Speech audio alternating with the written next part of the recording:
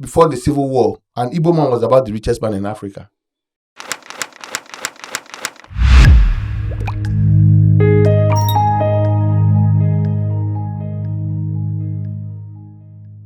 After the Civil War, every Igbo man who had anything in the city had to forfeit it. If I can use the Christian language, some people have regarded a certain man as the apostle of that movement by a singular event. The man you're talking about is Obi Cubana, yes. Obi Cubana, he was the talk of the nation. When you want to talk about the wealth of the Igbos, you look at ratio. Per capita income or whatever. One thing I can tell you for sure is that there is no Igbo family today that there is no millionaire. Yo, ladies and gentlemen, boys and girls, Lagos, Nigeria, Africa, the rest of the world, you're welcome to Talk Through Podcast. We're here again to bring you this brand new episode, fresh like today bread. I'm not alone as usual. I have His Excellency Ichie, like some of us call him, CDO, in the building. You're welcome, sir. No. It's a very special episode because we are looking at the lifestyle of the Igbos. Igbo lifestyle, that's what we're delving into. And it promises to be eye-opening as always. So you're welcome, sir. Let's jump right into it. Okay. The Igbos are from the southeastern part of Nigeria. And we are known to be very... Okay, I just exposed myself. Yes.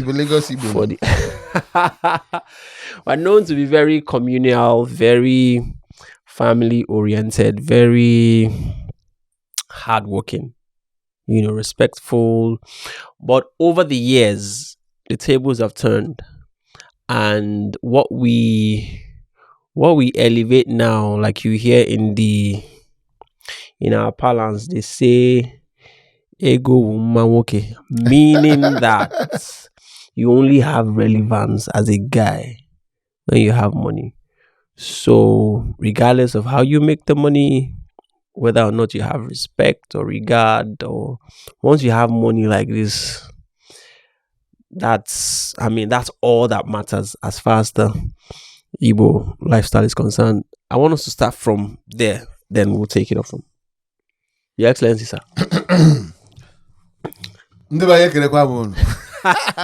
So actually, first and foremost, you said the tables have turned. Nothing really changed. So what happened? I think we evolved. Instead of the table turning, I think we evolved. And yes, we love success. Right. We love success, but that's not the only thing we love, and that's not the only thing we respect. It's just that our desire to succeed, our desire to prove that we do well in whatever we venture, drives us to the point where it looks like we can do anything for money, but it's not true. We still have our morals, we still have our standards, and we still have our culture. And we still have things that we hold sacred in Igbo land. And we still believe strongly in not doing anything that will bring shame to the family, to your name, to Igbo land. Yes, we are very aggressive when it comes to making money. Let me put it that way. And the reason for that is because of where we're coming from. One of the things about us is that we have not been able to tell our own story by ourselves. Our stories, or our story, most times have been told by strangers. According to Chinua Achebe, right? Who said that the story of the hunt will forever, I don't know if he said forever, or will always glorify the hunter as long as it is told by the hunter. The day the hunter tells the story, it will take a different turn. So what has happened with us is that people have always been eager and in a hurry and quick to judge us and tell our story. But what they have not done is to allow us tell our own story And I am not the custodian of the Igbo culture. True. But I am a part of the Igbo culture. I'm a stakeholder in Igbo land. And I am here today to say a little about our own story so that people will understand why the Igbo people are the way they are. You have spoken about lifestyle. Yes. Our lifestyle is, if I may say, on the edge, kind of. We live very flamboyantly. Flamboyance, yeah. We live like there's no tomorrow most times. And we want to be successful. And when we have that success, we flaunt it. Sure. But like I said, it is because of where we're coming from. So if you want to understand the Igbo man, why the Igbo man lives the way the Igbo man is living today, you have to go back to where we're coming from. You have to look at the Igbo man before and after the Civil War. If you're able to look at the Igbo man before and after the Civil War, you begin to appreciate the Igbo man today. Yes. How much of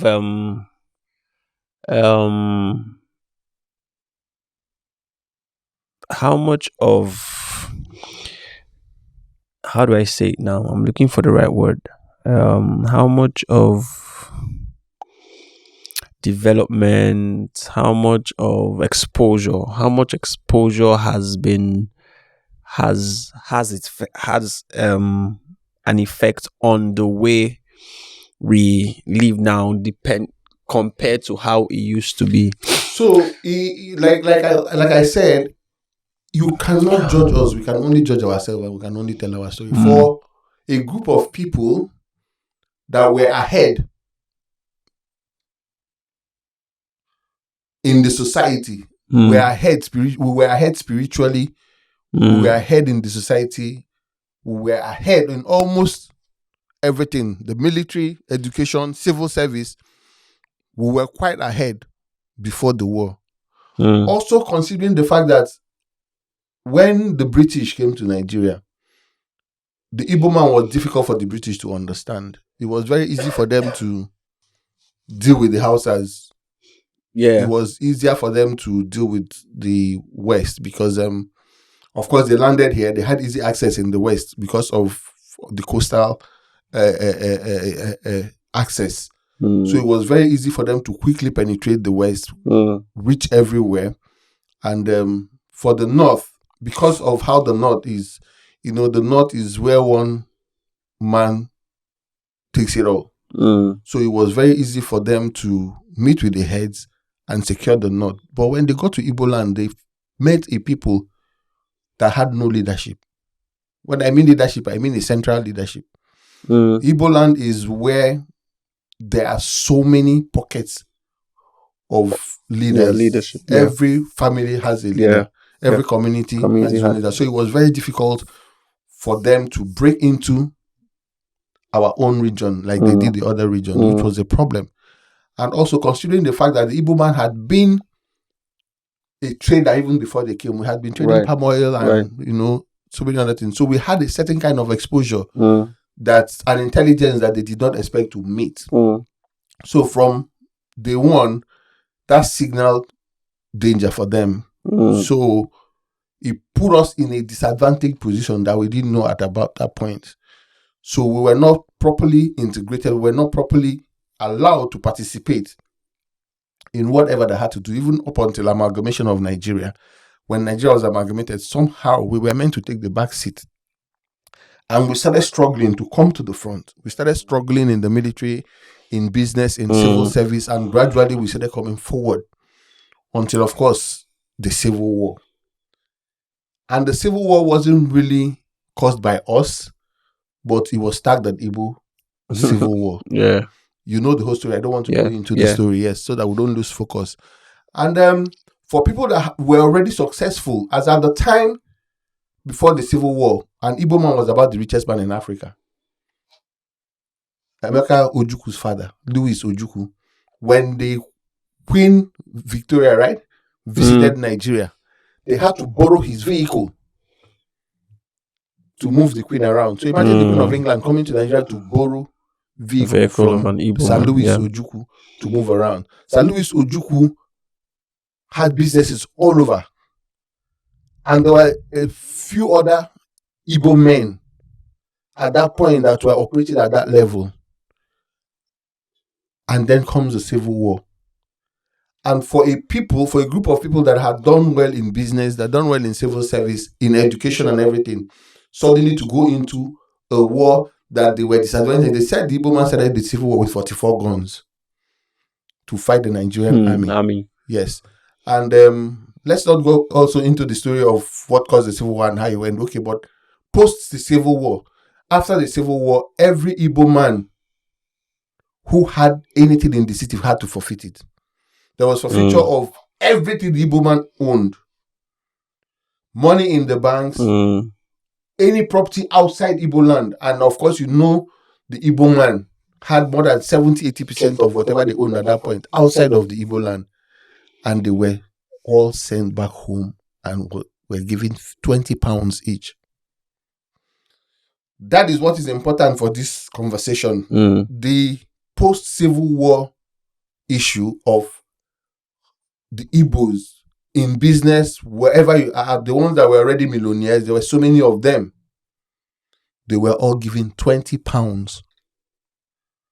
They all forfeited properties they had in Port Harcourt, in Lagos, wherever. There were very few people like Alex Ekweme, that because of the kind of neighbor he had, his neighbor kept his property for him. But most Igbo men had to forfeit whatever they owned. Now, that is where the struggle started from. So after that, the mentality of the Igbos changed. That post-Civil War trauma is what the Igbo man is still living with. Because for somebody who had businesses running, people who had money in the bank, billions and suddenly millions or thousands of pounds at that point, and suddenly were given only 20 pounds. It's like entering the 100-meter race and at about 80% finish, you pick some people and tell them to go back to the starting line. They will run like there's no tomorrow. They will run like crazy. And that's what the Igbo man has done since after the Civil War. So we started all over again, started pushing. First of all, we were restricted to our own region. That's how places like Aba and Onitsha and Nnewi became very commercial because everybody had to do business from all those places. So people thought and said, okay, what do we do now? Let's go back home. Let's develop Aba. And that's how businesses started growing up again. And everybody, it became a dog-eat-dog kind of thing, So we all started struggling. That's where the slogan, Onyaga na nwanne ya, came from. Onyaga na nwanne ya means let no man leave his brother behind.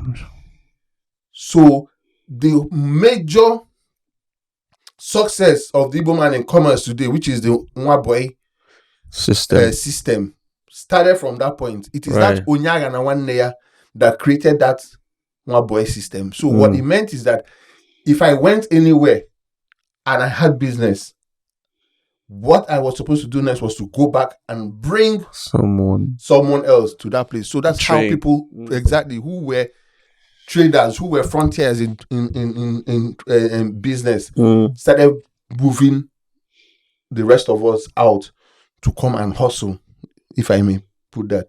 So it also led us to losing focus on governance, losing focus on the economy and everything, because we the first thing was to survive. It was our survival instinct that drove us to Onyaga na nwanne ya era, where everyone wanted to go and get something. The 20 pounds wasn't going to keep anybody or keep their family. So now you understand why success is seriously celebrated in Igbo land. Yeah. Because it was as if we were all let loose to go make it or die struggling, die trying. You understand? So for each person who succeeded, who picked from that point, the people that were able to make something out of nothing, is like bringing water out of a stone. They were highly celebrated because we were left to die. We were left not to survive. By now, the Igbo man would have been extinct. By now, what would have happened was that another hunger, another kwashiorkor or something would have erased the group. But we came out struggling, hustling, surviving, not also losing focus of the people back home. Unlike the Indians, that when they go out and make it and they follow the dream. In Igbo land, we all returned to bring everybody out. And so success became something that was very, very celebrated. It was spiritual for any Igbo man to go out, succeed, maybe buy a car, or be able to come back home to say, show me a piece of land, I want to build a house. Wait till tomorrow is a big deal. Wherever you find an Igbo man, if he makes money now, the first thing he wants to do is to go home and build a house. And people keep asking, why are they building big houses and mansions in the village where they know they cannot sell it, where they know it's almost not valuable? No. It is a testimony of that trauma. That whole, we have come out of the war. What do we do next? How do we survive? No repatriation, nothing. And we were given 20 pounds. So for the Igbo man, coming anywhere or doing anything, writing an exam, doing business, getting married, every success is majorly celebrated because of where we're coming from. So that's why you see how the Igbo man lives and he looks as if it's a do or die affair. Every Igbo man wants to make it. And in Igbo land, the only thing they respect is money. No. It is not the only thing they respect. It is the biggest challenge that the Igbo man ever faced. Penury. So coming out of it till tomorrow is a big deal. Is a big deal. Coming out of it till tomorrow is a big deal. And it has stayed with us. Our mothers taught us to wake up, open our eyes, and become go-getters.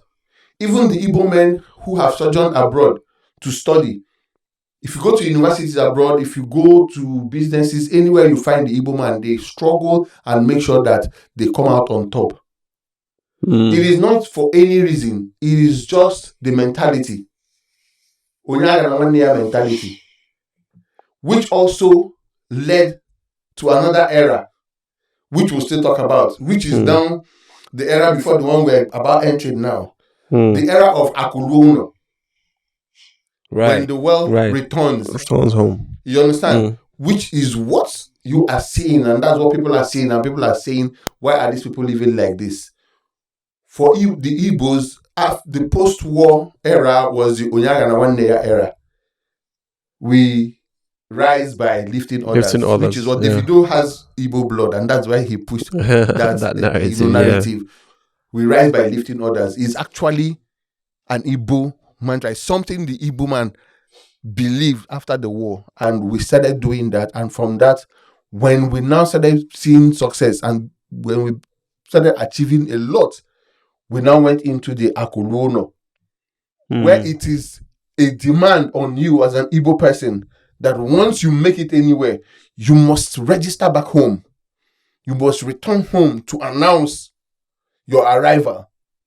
How do you do that? Set up a business, community development, or just different ways. Travel home? Initially, the first thing was chieftaincy titles. Take your chieftaincy title, build a big mansion or something, and let people know. But those things are not necessarily developmental or direct development community. is for government. First and foremost, development is for government. Then from there, people started expanding the family front. Okay. When you make it, you come home, you try to set other people up. The ones who want to go to school, you're able to send them to school. Because at some point, nobody was going to school. That's why education it looked like we were backward at some point, because we couldn't afford to go to school with 20 pounds per head, per family. It wasn't even as if the 20 pounds that they come to your house and count 20 people. They would just give your father 20 pounds. So first of all, education was out of it. So that's why people went out to go and do business, to go and look for whatever means of survival, and they will come home and take more boys. So a man comes to Lagos, he's able to open one shop or store to sell gari, and the minute he can afford to make profit of 2-3 naira daily, he went back to bring 5 more boys to work with him. So he didn't have to employ labor because he had those boys. And as they are working for him, they are also learning the trade. And once they have stayed for a certain number of period, he's able to gather 1,000, 2,000 and give the person to open another shop. That's how the expansion, that's how the new era started. Right. Social media has recently blown everything, you know, has blown everything up. We see not an emergence, a community of rich Igbo people who all of a sudden, I mean, and if I can use the Christian language, some people have regarded a certain man as the apostle of that movement by a singular event. We just shot everything into the limelight. Yeah. I've had this argument once or twice where people, there's this story out there that people say that Igbos are the richest. Igbo men are the richest. And once you say it, one or two other people will also argue with you and say, but if you check list of top richest people in the world, Nigerians or the world, you there's find no an Igbo Igbo man there. If True. you check the 10 richest people in Nigeria, you may not find an Igbo man there. And I tell them that being the richest tribe and having the richest Nigerian are two different things. Now, there are people who are rich. First of all, in any country, the top richest people who have hand in government. There's nobody who is richer than government. So for anyone who is friends with the government, for anyone who does business with the government, will definitely be topping that list. But when you want to talk about the wealth of the Igbos, you look at ratio, per capita income or whatever. One thing I can tell you for sure is that there is no Igbo family today that there is no millionaire. I can beat my chest and tell you, yes, that there is no family in Igbo land without a millionaire. Comfortable millionaire. There is no family in Igbo land today without a millionaire. If there is any, then maybe it must be a very rural area where they have not seen light. You understand? And why is this so? It is so because of what we have explained here. When you have a group of people burdened with survival, there's no way they will not make it. There was mass movement towards wealth, the pursuit of wealth by the Igbo man. People had to learn the hard way. People had to do all sorts. People were not afraid to do anything. Igbo man will pack shit, do whatever to make money. Most importantly, he wants to come back home and feed his family. He wants to come back home and be respected as the hero, the one who has gone out. To go out and succeed and return is a big deal in Igbo land. And it's a big deal not because other tribes don't want money, other tribes are not making money. It's a big deal because of where we're coming from. That's why I said that until we're able to tell our own stories ourselves, we've not been able to tell people our story. What has happened is that we have been judged based on what others are saying. They are fraudsters, they love money, they can do anything for money, they can kill anybody for money. Why are they like that? They are like that because it was only in Igbo land that we had kwashiorkor in Nigeria. Wow. No other tribe experienced kwashiorkor. Wow. I'm sure some people from the West and the North don't even know what kwashiorkor is. During the Civil War, when it was difficult for the Nigerian army to achieve what they were looking for, the next thing they did was shut cut down off food supply. Yeah, right. So the Igbo man has seen hunger. And coming out from hunger, then the next thing is 20 pounds per head, per family, per businessman. So that's why the Igbo man will do anything. Have you seen a woman whose children are hungry? She will do anything to give them food. So that's the story of the Igbo man. The Igbo man is like the woman with hungry children. So at some point, we had to do anything, whatever, to bring food home first. And we got used to it. And we succeeded in it. And we enjoyed that success. Then rebellion set in. Rebellion set in because at the point we were struggling, other regions were in school, we're having education, we're moving forward in business, we're occupying positions in civil service and governance. So at some point, it looked like the Igbo man was left behind. So each success had to be celebrated to the point like, look at us now. And so what? That's the rebellion I'm talking about. So it got to the point where we had nothing. The national cake were not a part of it. Yeah. Forget about the few people who had access to whatever. But as a region, We were nowhere. We were ahead in civil service before the war. After the war, we lost that position. We were ahead in the military. We lost that position. Even in sports. Yes, the first Nigerians to win medal in sports were Igbos, the likes of Ifajuna and the rest of them. You understand? Yeah. So it was a major setback. And they're struggling for survival at that point. The other regions were running. So by the time it looked like we were coming out of it, we had to flaunt it. We had to start showing it off. And thank God today, we are not where we should be yet. We are not back in governance yet. We're not fully where we should be in civil service yet. Do we even still want to be in government? Yes, we will be in government because we're part of the system. Because no, it will come. It will come gradually. There's a new awareness coming now. There are young Igbo politicians who have seen the reason to get fully involved in governance.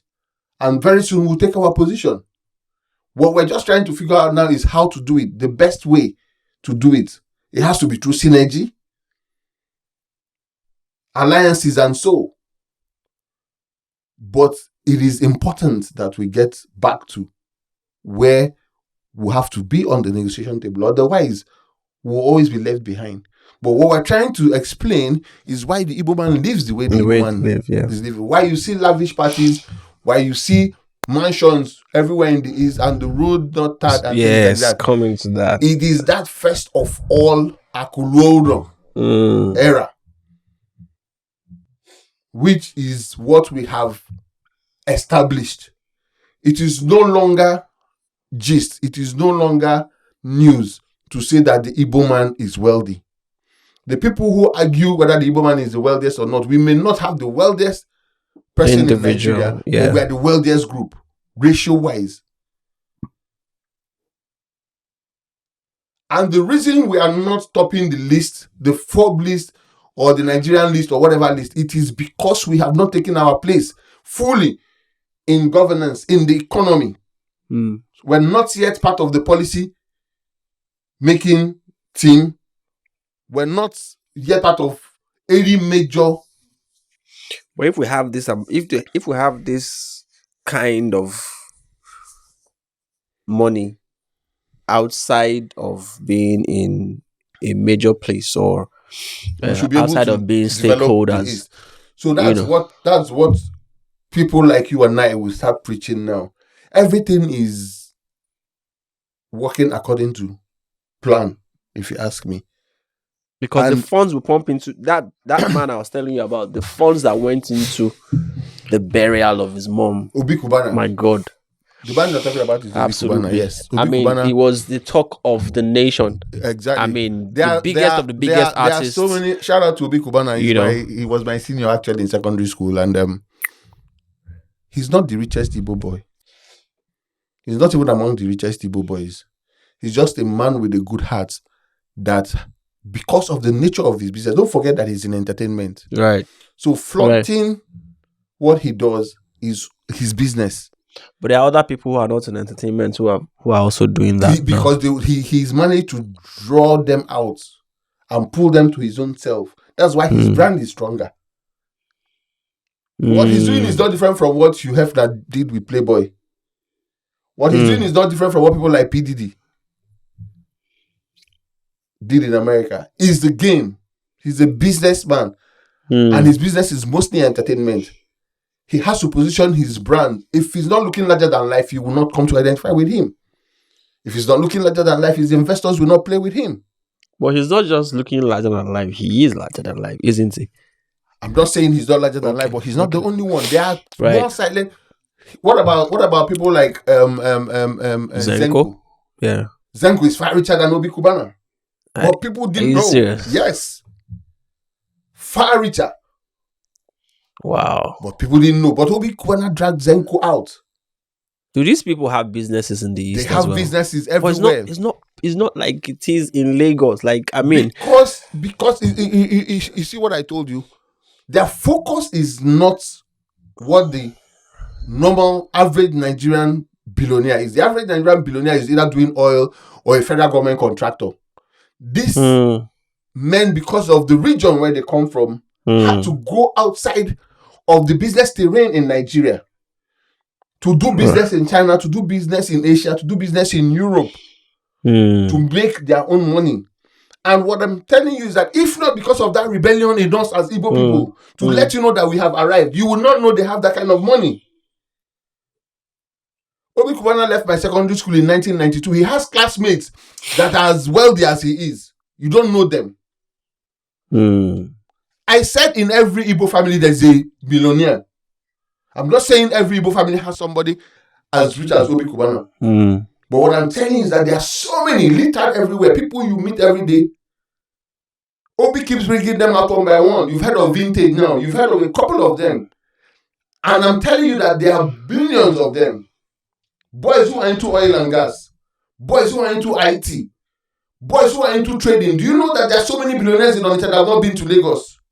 So many billionaires. So many billionaires in Onitsha. So many billionaires in Aba that they have not been to Lagos. And the day they will want to come to Lagos, they will wear only jeans and t-shirt and come and go. Or pass through the airport to fly out. I'm telling you, billionaires. A lot of them.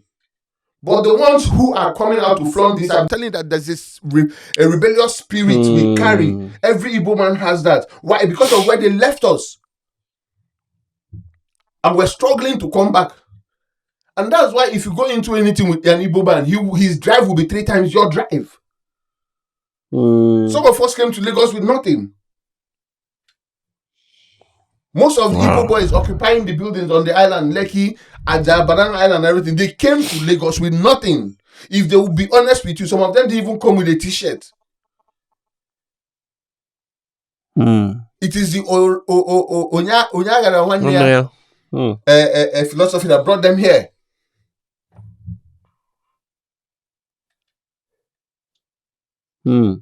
There's an unspoken rule in Igbo land that once a child gets to a certain age, he needs to be taken to the city to go and become an Unwa boy.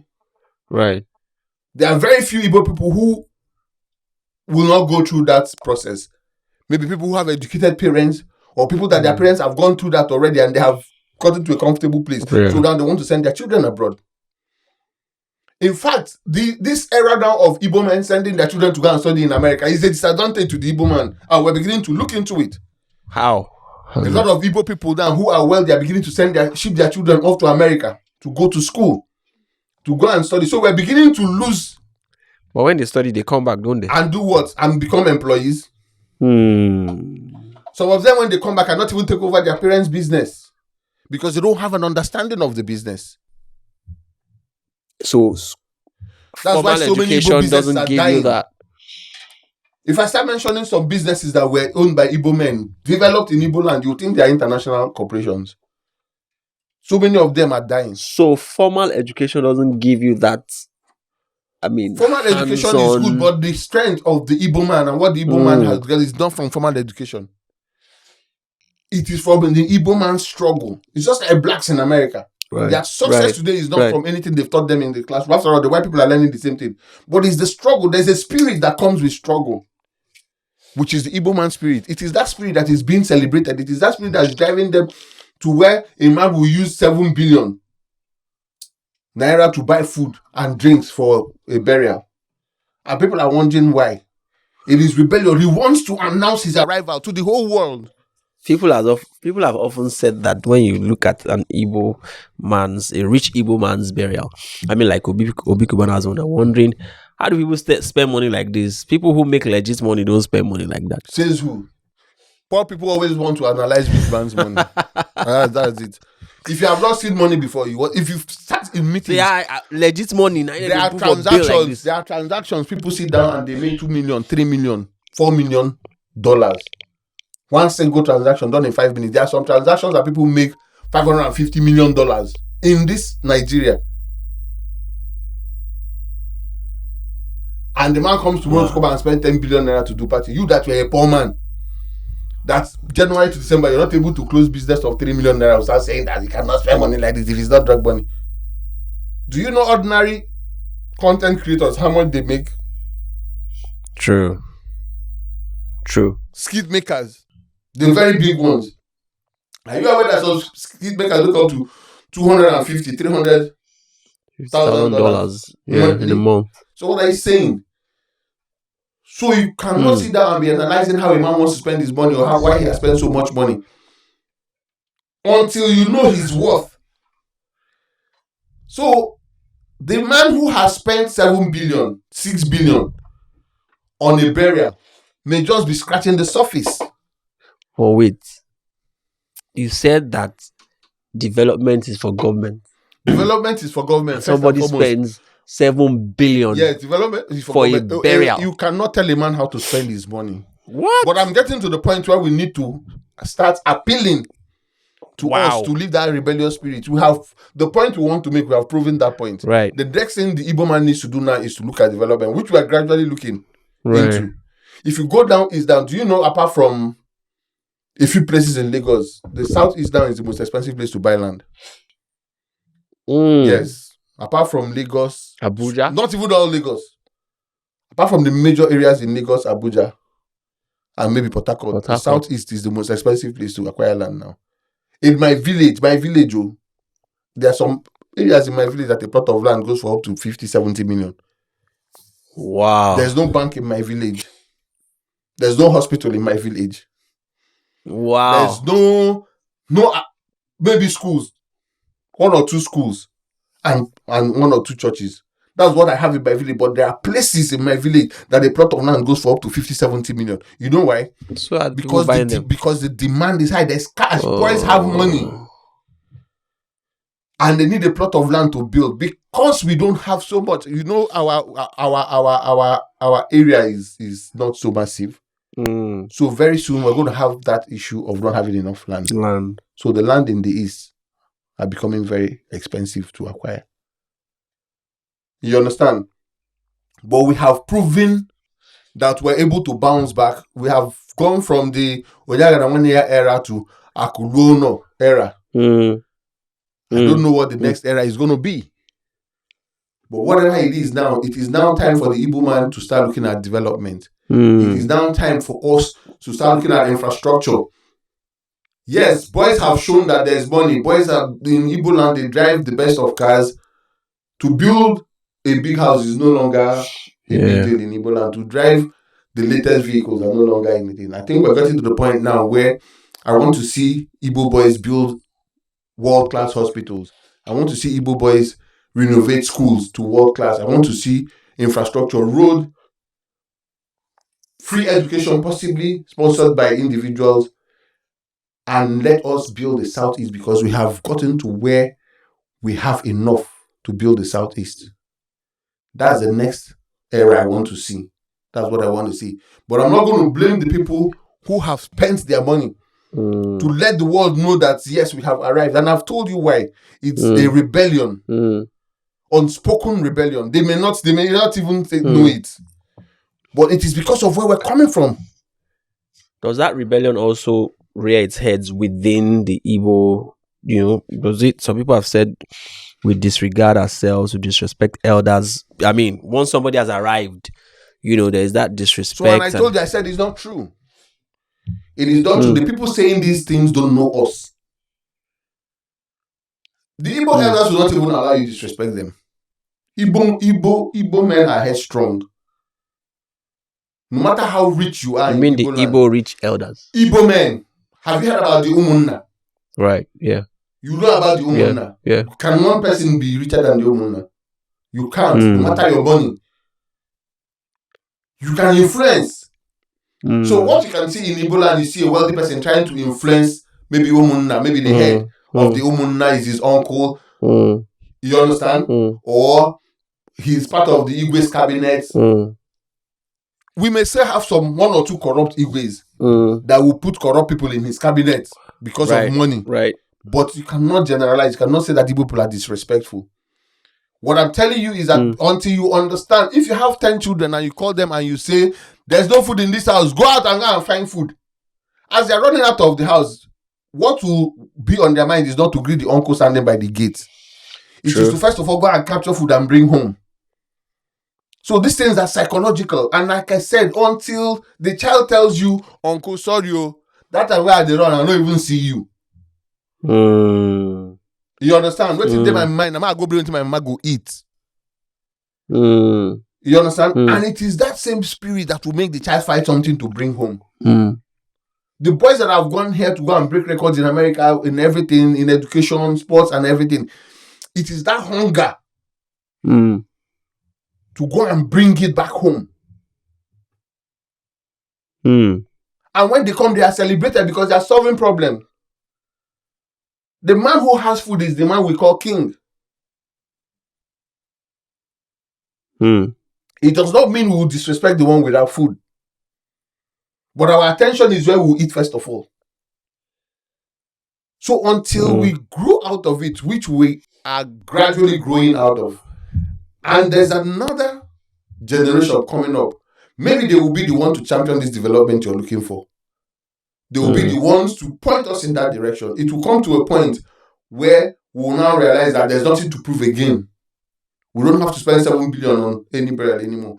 Or we will have people who will get into governance, get into politics, occupy spaces. Maybe tomorrow our governor will say, anybody doing burial in this state cannot spend more than 1 million naira. If you have more than 1 million naira, come and build a hospital and we'll name it after the person you're burying. Right. You understand? Right. We'll get to that point. But what I want us to understand first of all is why the Igbo man lives the way the Igbo man lives. The Why Igbo he's man so quick to show off. Why wherever you find them, they are in Lagos, they throw a party in Lagos, it's a shutdown. They are in Port Harcourt, they throw a party, it's a shutdown. And most times, these burials, you see, the money spent are contributed by other people. It is still that whole, we rise by lifting others. I'm sure you've seen one or two lists online. I've seen one. Most burials in the East, in fact, the people organizing the burial make even more money than they spend. Are you serious? Yes, the burial you're talking about where somebody spent so much money. Didn't you see that one person gave 50-something cows? Yeah. Didn't you see his birthday in Abuja where somebody sprayed him 100 million? That's it. That's the Igbo man spirit. They are doing those things to let you know that the 20 pounds people gave us after the war, man, we've gone past that. That's why I call it rebellion. It's not the rebellion of I want to disobey or no. It's the spirit. And it's being transferred from generation to generation. So there's a generation that will come up now that will look at development. The next thing they're going to say is that why don't we make the Southeast the most developed part of Nigeria? Then it will become news again. Maybe what will happen at that time is that once you make money, you come and tie 20 kilometers of road instead of building a mansion where people cannot drive to. It's a very big Nigerian politician from the Southeast that buried, one of his parents some years ago. I don't want to mention the person's name. He was very active in Jonathan's regime. They couldn't drive to his house. Wow. A multi-billionaire from the Southeast. They couldn't drive to his house. Very massive house. How do you build that? He was major in Jonathan's cabinet. But people couldn't drive to his house. They had to park far to walk to the house. Why? Because of bad road. Massive building. Our children are seeing those things. So they are going to get to where they will say, no, before you put up the structure, let's do the road. No, these are our cousins back home. They need to attend the kind of schools we are attending in Lagos. Our brothers in America, they need to come home and see that there's no need to be in America. That reason they are going to... And people go abroad for basic amenities now. Don't you know? Most people live here because of light, water, and security. Basic amenities, things that the government is supposed to give us. But this government will give us that. And next government will give us that. It will get to the point where if you come to the Southeast, it will look like you're in America. What government are you talking about? This our government now. Our local? Yes. Okay. No, I just wanted to be sure if we were speaking in faith. This government will give us that. Okay. This morning I was speaking with somebody and the person told me about one rating. Banking rating that Nigeria just got. 7 of Nigerian banks rated, Fitch or something. And she said that it had never happened before. Is it not Bola Tinubu that brought that? People will not talk about that. 7 Nigerian banks now have international rating. It has never happened before because the rating company said that they were not going to rate Nigerian banks because of our economy. And by this April, they have rated 7 Nigerian banks. But nobody will talk about that. So we're going somewhere. This government, I believe in this government, and from this government forward, things will get better. So there's a generation that will build the Southeast. But this generation now that is doing lao, spending Malay boys, everything pumping, all the G-Wagon, all the Rolls Royce. To buy Rolls Royce in the East now is like buying burger. In fact, once you build a fine house, you have to park Rolls Royce in front of the house. You understand? If you build your beautiful house down, there's no Rolls Royce in front of your house. You go be like saying a bank loan you build. You understand? So the guys you're seeing online, the likes of Joey Zaza, the likes of Obi Cubana, Zenko, Vintage, Money in Water, a whole lot of them, they are just a drop in the ocean. They are just a drop in the ocean. There are so many silent, and most of them seem to be in the entertainment.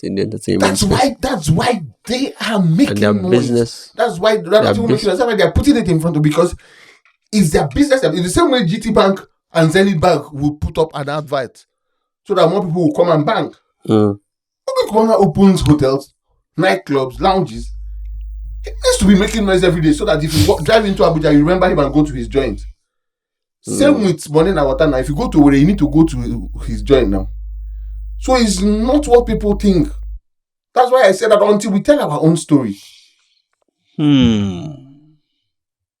And mind you, these guys are all also setting up in the East. So it's development, but it's gradual. They've not got into infrastructure. First of all, awareness.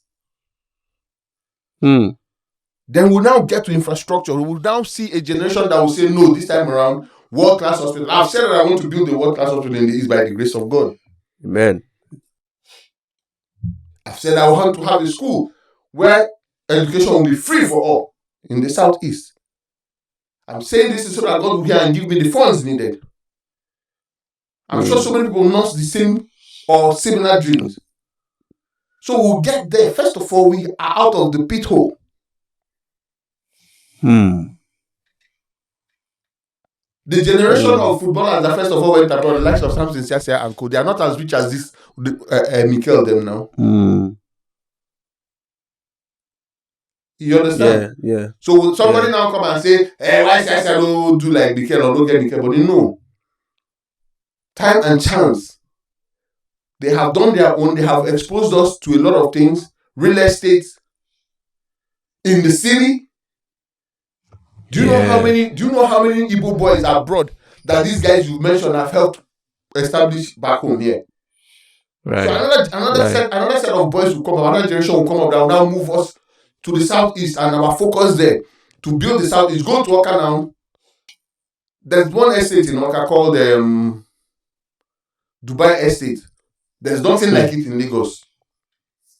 Wow. There's nothing that like it in Lagos. It's still under construction. You have such in Asaba. You have like not even one in Oka. They are coming up. These boys were mentioned, and some other ones we don't know are the ones putting their money. They are first of all putting money where they will make profit. After a while, they will put money where it will be beneficial to the Southeast. But we will get there. Gradually, we'll get there. The Igbo man is a force to reckon with. Right. I'm not saying other regions are not doing well. I love the Yoruba man too. They've done well for themselves. We're already here. They are established. So also is the North. But like I said, we were neglected at some point, and it cannot be denied. True. IBB came out now to come and say that the coup was not an Igbo coup. Something everybody is waking up and turning around. The same coup that they marginalized the Igbo man for centuries, for years. Let me not say centuries. So it is that rebellion, having been left out in the cold. Have you noticed that the child that is born outside is always more successful than the children inside the house? Have you noticed? Go and check. Children born out of wedlock, they are usually more successful. They are usually more stubborn, strong-headed. They make more trouble than the ones inside the house. Because there's a rebellious spirit in them. That rebellion will either drive you to positive or negative. True. But it must drive you somewhere. So whether you say where we are or where it drove us initially was negative, now it's going to drive us to positive. But I want you to understand that the reason you see us living like that, spending money, throwing money around, throwing parties, lavish spending, lavish living and everything, making it look like all we want is money and all we respect is money, is that rebellion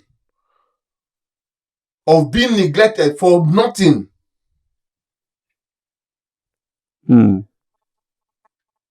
So gradually we'll get over it. Thank God we have a leader, a president who is not so tribalistic. So he's creating an enabling environment for us suddenly young Igbo men are beginning to understand, oh really, so okay.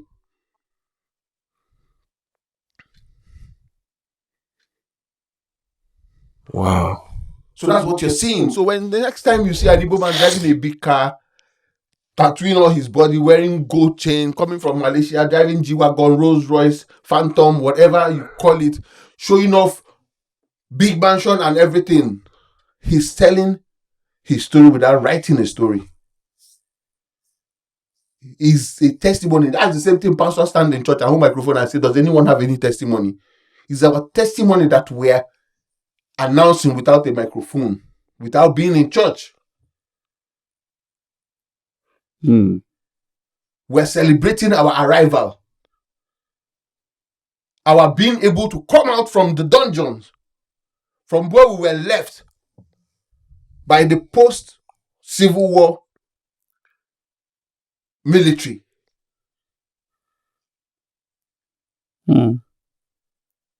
That's what we're celebrating, that hunger did not kill our parents, that the Kwashoko that came to the southeast did kill all of us. We have survived. That's our story. Chisa, we need to do another part of this conversation. What else? There's nothing else to say. I've told you why the woman is coming up. Ladies and gentlemen, trust me, we're going to have a part 2 of this episode. There's still so much to talk about the Igbo lifestyle, but I trust you guys have had a great time. Keep streaming. See you next time. Peace and love.